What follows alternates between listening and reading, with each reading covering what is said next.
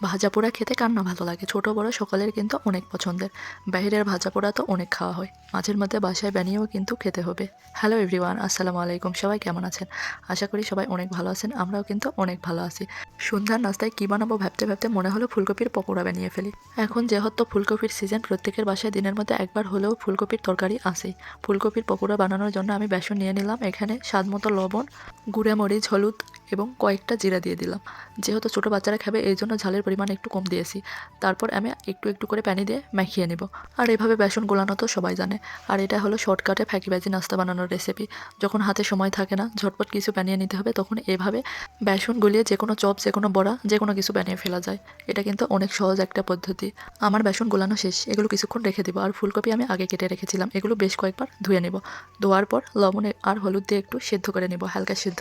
বাচ্চাগুলো কিন্তু অধীর আগ্রহে অপেক্ষা করছে কখন তাদের নাস্তা বানানো হবে আর কখন তারা খাবে। আসলে ভাজা পোড়া আইটেমগুলো ছোটো ছোটো বাচ্চারা অনেক পছন্দ করে।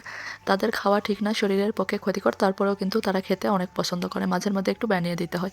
ফুলকপিগুলো খুব সুন্দর সিদ্ধ হয়েছে, এবার আমি পানি থেকে ছেঁকে নিলাম। আর কয়েকটা আলু কেটে রেখেছি। আলুর চপ আমার মেয়ের অনেক পছন্দের, সে আলু চপ খেতে এত পছন্দ করে কি বলবো। এবার আমি কড়াইয়ে তেল দিয়ে দিলাম। তেল গরম হওয়ার পর এক এক করে সবগুলো ফুলকপি বেসনে ডুবিয়ে কড়াই এবার দিয়ে দিব। যে কোনো কিছু বানাতে গেলে কতক্ষণ ধরে বানাতে হয়, কত সময় লাগে, অনেক পরিশ্রম করতে হয়। আসলে শুধু রান্না বান্না না, প্রত্যেকটা কাজে কিন্তু অনেক পরিশ্রম। যেমন আমার এই চপ বানাতে কত সময় লাগছে, অথচ খেতে কিন্তু একদম সময় লাগবে না, খাওয়া খুব তাড়াতাড়ি হয়ে যাবে। আসলে যে কোনো কাজের ক্ষেত্রে এরকম। যেমন ছেলেদের ক্ষেত্রে সারা মাস কাজ করে হাতে যখন বেতন আসে, সেই বেতনটা কিন্তু এক নিমিষে শেষ হয়ে যায়। কিভাবে শেষ হয়ে যায় সেটা বুঝতেই পারে না। এক এক করে আমি সবগুলো চপ ভেজে নিচ্ছিলাম। আর আমার বাচ্চারা তো খাওয়ার জন্য অপেক্ষায় আছে, কখন ভাজা কমপ্লিট হবে, কখন তারা খাবে। আসলে বাচ্চাদের জন্য কত কী করতে হয়, মা হওয়ার পর সেটা বুঝতে পেরেছি। আসলে নিজের মাকে যখন অর্ডার করতাম সব মুখের সামনে হাজির হয়ে যেত, তখন ব্যাপারটা বোঝাই যেত না। আসলে মা তো মাই, মা সন্তানের জন্য সব কিছু করতে পারে। আমার ফুলকপির পকোড়াগুলো কিন্তু ভাজা কমপ্লিট হয়েছে। শুধু কি বাচ্চারা খাবে, ছোটো বড়ো সবারই কিন্তু খাওয়া হবে, এই জন্য একটু বেশি করে ভেজে নিলাম। ফুলকপির পকোড়া ভাজা কমপ্লিট, এবার আলুর চপগুলো ভেজে নেব। আলুগুলো কিন্তু আমি সেদ্ধ করিনি, যেহেতু অনেক পাতলা পাতলা করে কেটেছি তাই সেদ্ধ করার প্রয়োজন হয়নি। এইবার এক এক করে আলুগুলো বেসনে ডুবিয়ে আমি গরম তেলে দিয়ে দিব। আর এই আলুর চপগুলো ভাজতে কিন্তু বেশি সময় লাগে না, খুব তাড়াতাড়ি হয়ে যায়, খেতেও কিন্তু অনেক মজা। ফুলকপির পকোড়ার থেকে আলুর চপগুলোই খেতে বেশি মজা। বাইরের খাবার তো অনেকই খাওয়া হয়, আপনারাও কিন্তু চাইলে খুব অল্প সময়ে এইভাবে বাসায় বানিয়ে খেতে পারেন, অনেক ভালো লাগবে। আর সাথে যদি সস থাকে তাহলে তো আর কোনো কথাই নাই। এক এক করে আমার সব আলুগুলো ভেজে নেওয়া হলো। ভাজা পোড়া সব তো কমপ্লিট হলো, এর সাথে চা বা কফি না হলে কেমন হয়।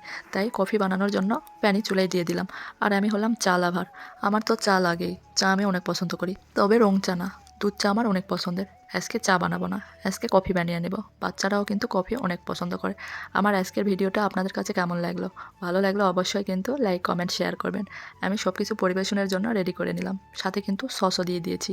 আর কফি বানানোও কিন্তু কমপ্লিট হয়েছে, সবার জন্য কফি এক এক করে ঢেলে নিচ্ছিলাম। প্রথম প্রথম কত যে ভুল হতো কাজে, আগে তো চা কফি এগুলো ঢালতেই পারতাম না।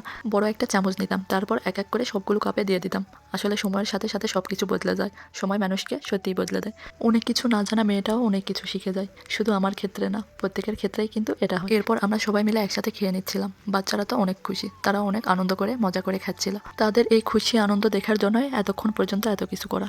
ভালো থাকবেন, সুস্থ থাকবেন, সবাই আমাদের জন্য দোয়া করবেন। ধন্যবাদ সবাইকে, আল্লাহ হাফেজ।